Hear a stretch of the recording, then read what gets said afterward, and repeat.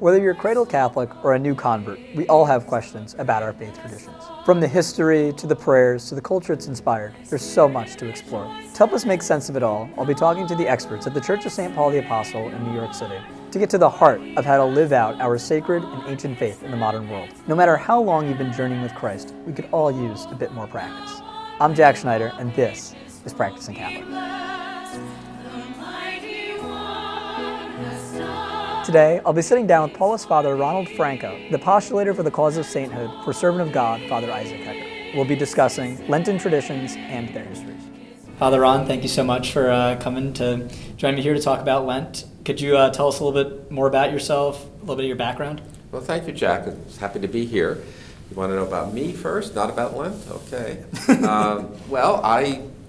I'm a Paulist Father, as you mentioned. I used to work in this parish. I was on the parish staff here from 2000 to 2010.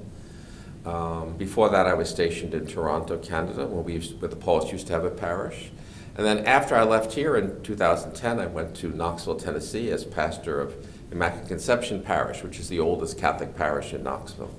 And then I came back here in 2021 as a senior minister, and I am now the superior, that is the priest in charge of the mother house next door. So I have 22 people that I'm accountable to every day. So. All right, that's a very... Not quite as big as being a pastor, but it's something. So I guess we'll start off talking about Lent. So I guess at the most basic level, what is Lent? Lent is, I think Lent is the most popular time of the year for a lot of Catholics, actually. It's the time of the year when people seem to be the most interested in doing something extra, or maybe just doing something if they haven't been doing much at all. And it's a time that brings people closer to the church. So it's really a very precious time of year, and one that I think we should always look forward to. Lent is officially the period of preparation for Easter. And of course, in the Roman Rite, it goes from Ash Wednesday until Holy Thursday. And there's a history there. It has been a longer or shorter at different times throughout its history, but that's where it is now. And traditionally associated mainly with fasting, although we don't fast as much in today's world. In the ancient church, they fasted very rigorously, and we're going to talk about that more. But nowadays, people fast less, but they may do other things in place of fasting that are their ways of getting closer to God and relating better to the church. So the scriptural grounding for Lent comes from Jesus' fast, correct? Well, it's an imitation of Jesus' fast, because the number 40 appears a lot in the scripture. Yeah. So one of the places where it appears is Jesus fasted for 40 days.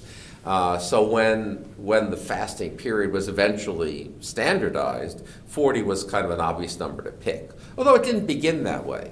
It actually begins, there's a 2-day fast before Easter. There's what they call the Paschal fast or the Easter fast. That's the earliest, very early. I mean, the observance of Easter goes all the way back, very early period of the church.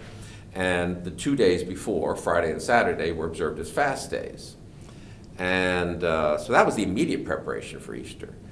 And there were other fasts during the course of the church year. So very early on, they developed the custom of fasting on Wednesdays and Fridays, which was kind of a parallel to the Jewish practice of fasting on Mondays and Thursdays. Oh, interesting. So they would adopt that practice. So there were a lot of fasts that were adopted. And gradually, as a Lenten period came to be more and more established as a fixed preparation for Easter.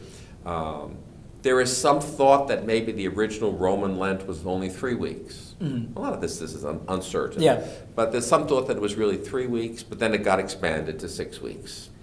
In any case, at some point it became standardized at that 6-week period. And that ties in with another thing that was going on, which is that Lent became the time for the final preparation for those about to be baptized. In the early church, you might spend a very long period of time. You might spend most of your life as a catechumen preparing for baptism. Yeah. But eventually, at some point, when you decided you were ready and the church decided you were ready, there would be this final period of preparation leading up to baptism at Easter. And that became standardized more or less at 6 weeks. And that merged with Lent. And the two ideas developed simultaneously. So that very early on you get this idea that people are identifying with the catechumens preparing for baptism. And they're going through like a second reconversion experience. Yeah. And so you're using the Lenten practices to prepare for that. Interesting. Now, of course, what happens when we run out of catechumens? At a certain point, most of Europe is Christianized, and there are very few, if any, adult catechumens. Most people are baptized as infants. Yeah. So all the liturgical prayers about baptism that were in the Lenten liturgy were just kind of vestigial. They were there, but no one was preparing for baptism anymore. But something else had happened. There was, of course, the practice of preparing for penance, for reconciliation of penitence. People who had committed serious sins in the early church after baptism would go through an order of penitence, which was very similar to being a catechumen all over again. And they would then be, so to speak, expelled from the church ceremonially at the beginning of Lent, and then reconciled on Holy Thursday. So, again, the same thing happened.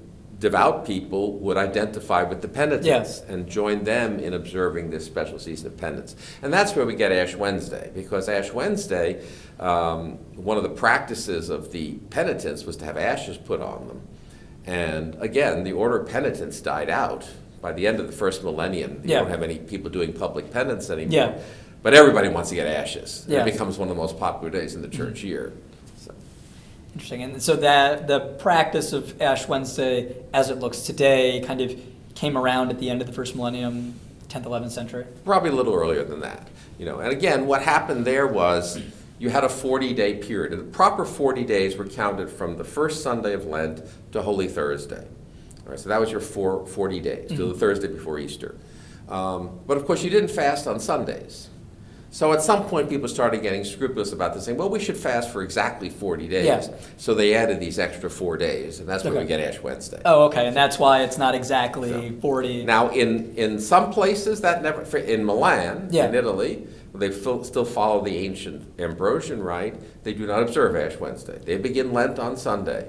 And so you go to Milan, Italy, you can have a steak on Ash Wednesday, because they're not celebrating Ash Wednesday. And so, I guess kind of on the steak point, we've talked a little bit about fasting and things like that. So where does the tradition of abstaining from meat on Friday come from, and Friday in particular? Again, that's a very ancient practice. We mentioned earlier that they used to fast, or many people fast, not everybody, but many fast on Wednesdays and Fridays. And these were kind of the two penitential days in the regular weekly cycle. And Friday, of course, the day of the crucifixion, so it became singled out as the primary day for penance. So you had your weekly penance on Friday, your annual penance in Lent. And the practice of abstaining from meat was part of that. So that when people fasted, they always abstained from meat. Well, they fasted from everything, but at the end of the day, they would eat, but they didn't eat meat. So gradually, the two practices became separate. So there would be days of abstinence when you abstained from meat, and that was all Fridays of the year. And then there were days of fast when you would also abstain from a lot of other food as well, and that would be the Lenten season and a few other days during the year. So that the law of the church is still that all Fridays of the year are days of abstinence. But in the modern church, in the contemporary church, the bishops have allowed people to substitute other kinds of practices instead of abstaining from meat. So the only days on which the abstention from meat was retained universally was the Fridays of Lent, and Good Friday and Ash Wednesday. So local bishops have some discretion. So in the U.S., the rule is, it is still the case that Fridays are properly days of abstinence. But in the U.S., the rule is that you can substitute other activities for that instead of abstinence. So that de facto, we think of only the Fridays of Lent as Fridays of abstinence most of the time. Although a lot of people, for instance, in our house, we don't serve meat on Fridays. So where does the carve out for fish come from? Well, just because fish became a substitute for meat. There was no rule that you had to eat fish. But, although some people like when they write about the medieval diet, for instance, when of course poor people had a healthier diet because they ate vegetables and grains mainly. Rich people ate a lot of meat because they went hunting and they ate a lot of meat, probably too much for their own good. And Lent was a good time to clean out the system because they would have the fish that came from the rivers, and that was much healthier for them. But no, there's never been any obligation to eat fish. Fish was just kind of seen as the substitute for. The technical distinction is abstinence applied to the flesh of warm-blooded animals. So fish, of course, are cold-blooded animals, so like frogs also. That's why you can eat frog's legs on Fridays, see, if you want, because those are cold-blooded animals. So that's where the distinction was officially made. Interesting. Now, early on, you weren't allowed to eat a lot of other meat products. For instance, eggs and cheese were prohibited. Oh, really? And that is still the case in some of the Eastern churches. They have much stricter practices. But at some point, that all disappeared, and so dairy products became acceptable during Lent. And all of these traditions, they developed locally and then spread, or were there or was it like church law, church councils, or did the councils and laws eventually these things become codified in law, but the customs had already been there for a long time. And again, the Lenten practices were well established by the Middle Ages. There was no everybody knew what Lent was and everybody observed it. There might be little variations here and there, but the basic idea that you fasted, you didn't eat meat, that was pretty standard practice everywhere. Yeah, because I've noticed a lot of those differences in different places. I know when I was in England, I actually got to see a lot of these, a lot of the statues over there. They were veiled, which we don't do here. What's Okay, that's the difference, right? Because when I was growing up, we did.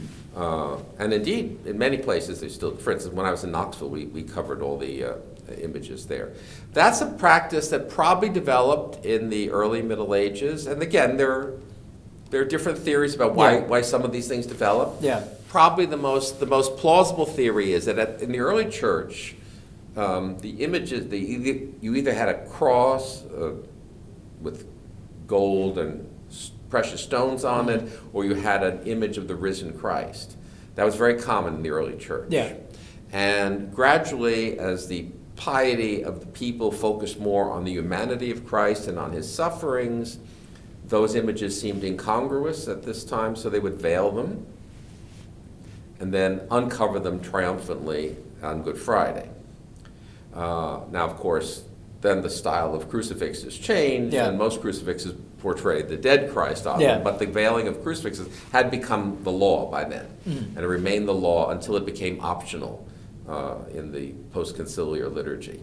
But the rule used to be that on the fifth Sunday of Lent, which was then called Passion Sunday, all the images in the church that were on altars or places had to be veiled.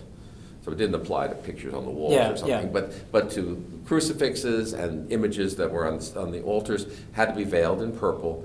And then on Good Friday, the cross would be unveiled for people's veneration, and all the crosses would be unveiled. And then on Holy Saturday, at the Gloria, the bells would be rung, the organ would be played, and the statues and images would be uncovered. And I can remember as a child, when I was a very young child, before the Holy Week liturgies were changed, the Holy Saturday, Easter Vigil was early Saturday morning. And only clergy and I guess the altar servers and what you would call the occasional liturgical enthusiast might go. But I remember my grandmother would take me to church later in the day on Saturday to see all the statues that had been uncovered. She wanted me to see that. I can remember going and doing that as a child. Interesting. Very interesting. And those changes came with Vatican II? Or in the post-conciliar era. Vatican II never said anything on the subject, but in the reforms of liturgy afterwards, the practice of covering the statues became optional. And I suspect it's still done throughout most of the world. But in the United States, often a lot of these things dropped out. Around that time, were there other major changes that were made to the sort of Well, the biggest Lent change, tradition? of course, was that you used to have to fast every weekday of Lent. And now you don't anymore. You're only required to fast on Ash Wednesday and Good Friday. So was every day also meatless? No, you could eat meat once at the main meal. Okay. So on an ordinary fast day, you could have one full meal at which you could have meat. And then originally, that was the only meal you had. Originally, you fasted all day and had your dinner, or whatever you want to call it, late afternoon. And that's why up until the Middle Ages, the Masses during Lent were celebrated in the afternoon. They were celebrated before Vespers, before evening prayer. Okay. So you'd have evening prayer, and then you'd have your dinner.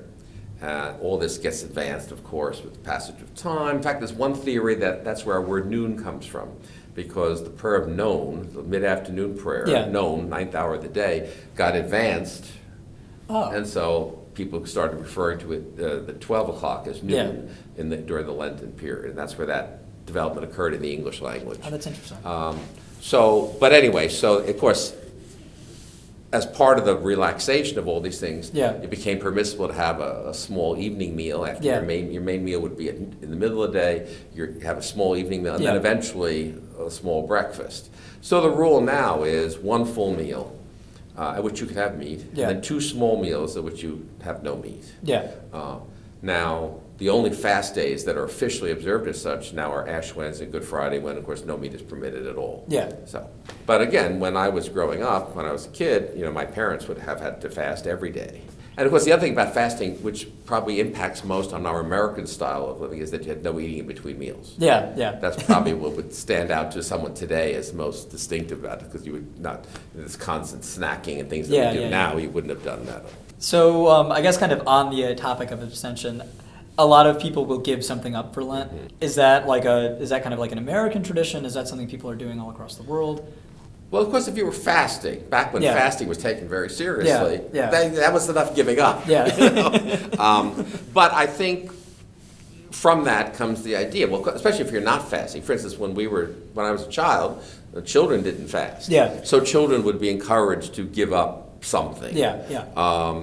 And so I think in some ways that's kind of a kid's thing, to parallel the fasting that adults did. Mm-hmm. And of course, nowadays, if you're not fasting at all, except 2 days, then you might think of other things to do that are in some way penitential. Now, fasting was always, there were basically three activities that have traditionally been associated with Lent.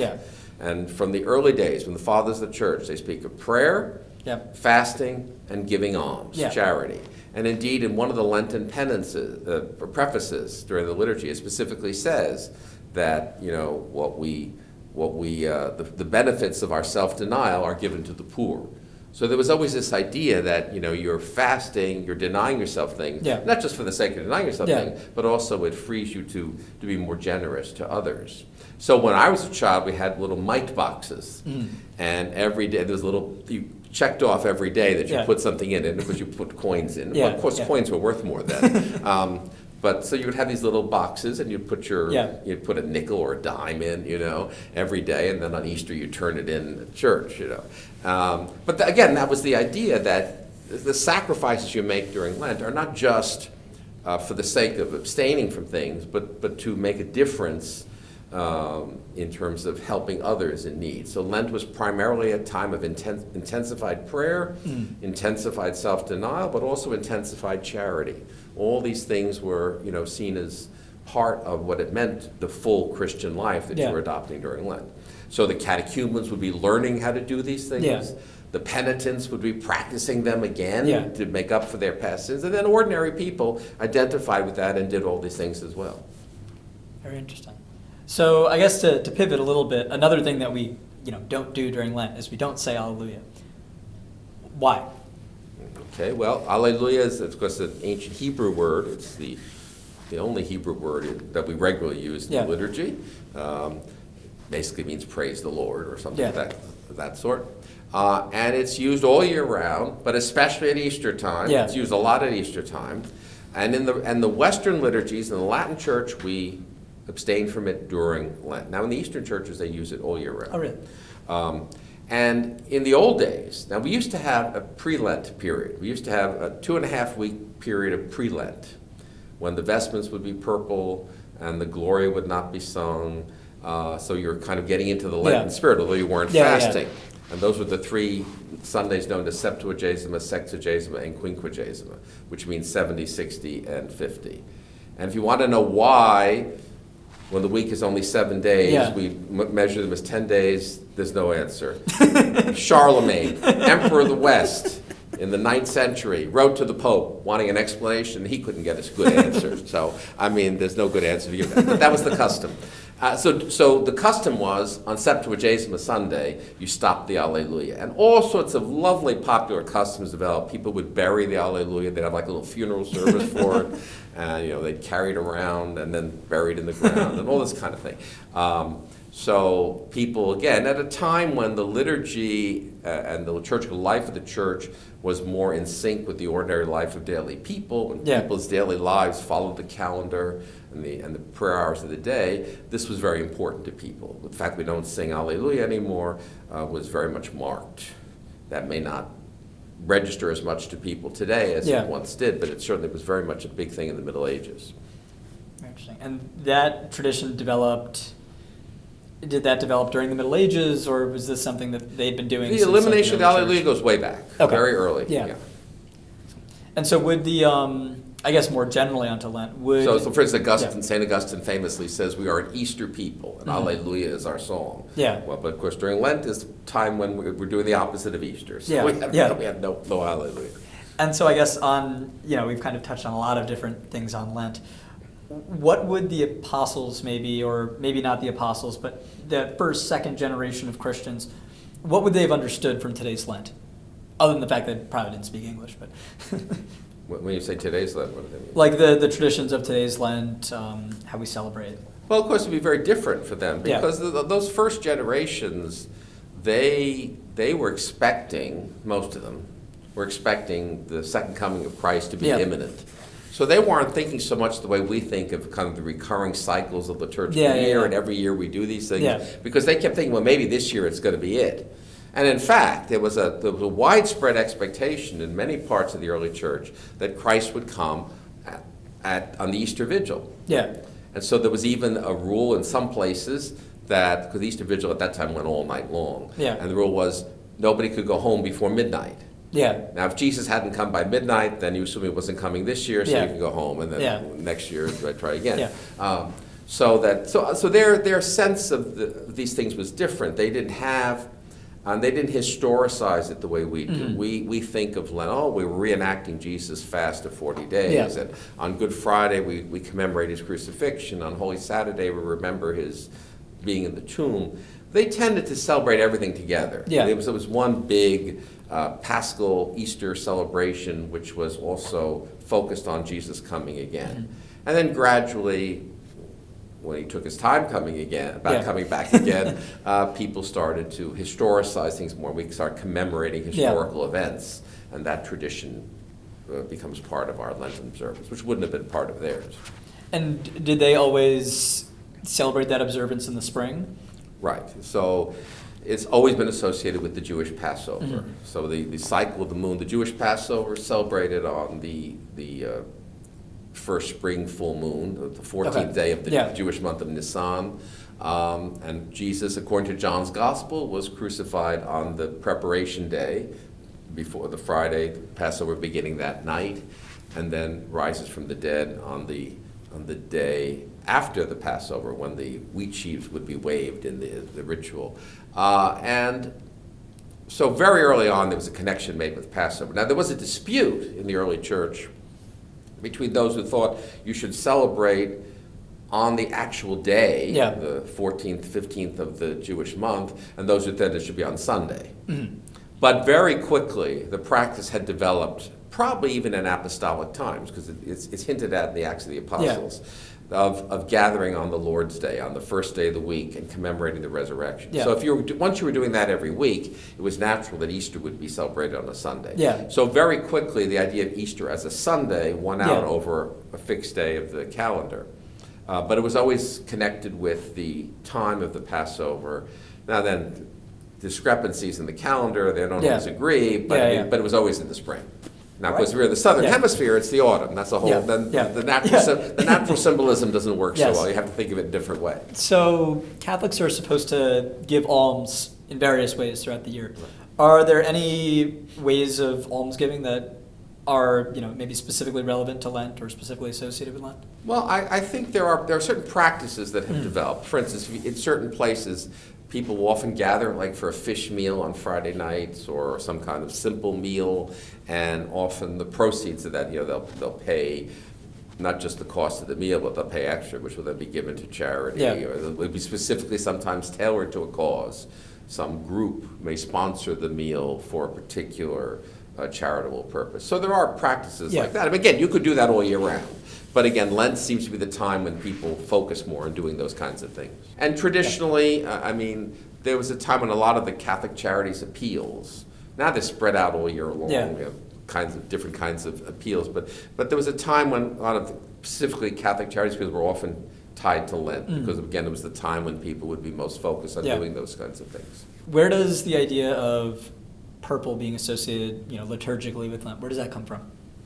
Well, the custom of wearing different colors liturgically or using them liturgically evolved over time. And different places had different customs. There were different colors used to signify things in different places.